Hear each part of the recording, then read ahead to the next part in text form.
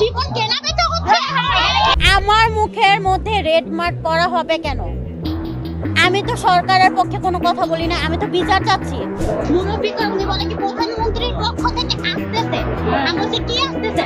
প্রধানমন্ত্রী আমিনুর ভাই থেকে একটা গিফট পাঠাচ্ছে। আমি বলছি কি পাঠাচ্ছে?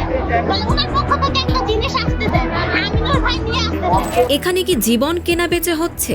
রামিসা হত্যাকাণ্ডের পর রামিসার বাসায় প্রধানমন্ত্রীর আগমনকে ঘিরে জড়ো হওয়া সাধারণ মানুষের মধ্যে এক নারী এমনই প্রতিক্রিয়া জানায় ফেস দ্য পিপলের সাংবাদিককে।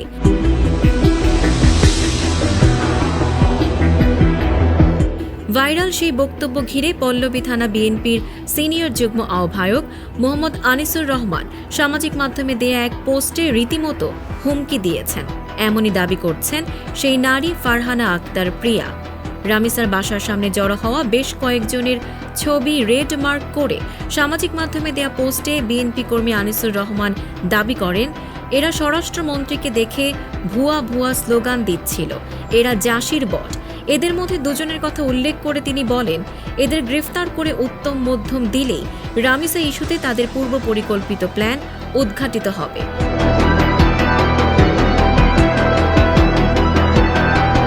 কিন্তু ভাইরাল হওয়া সেই নারী গণমাধ্যমে দেয়া সাক্ষাৎকারে দাবি করেছেন তিনি কোনো রাজনৈতিক ব্যক্তি নন, সরকারের বিপক্ষে তিনি কোনো কথা বলেননি, শুধু বিচার চেয়েছেন। আর্থিক সহায়তা দেওয়ার বিষয়টি ঘিরে সেখানে সাধারণ মানুষকে যেতে দেয়া হয়নি বিধায় তিনি বলেছিলেন, এখানে কি কোনো জীবন কেনাবেচা হচ্ছে?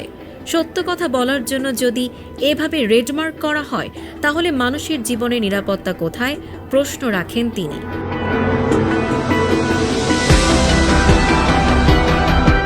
তিনি আরও জানান, এই ঘটনার পর তিনি নিজের জীবন নিয়ে শঙ্কায় আছেন, এমনকি গুম বা ধর্ষণের ভয়ও পাচ্ছেন তিনি। আজ তার সাথে যদি গুম বা ধর্ষণের ঘটনা ঘটে তবে তার পাশে কে দাঁড়াবে?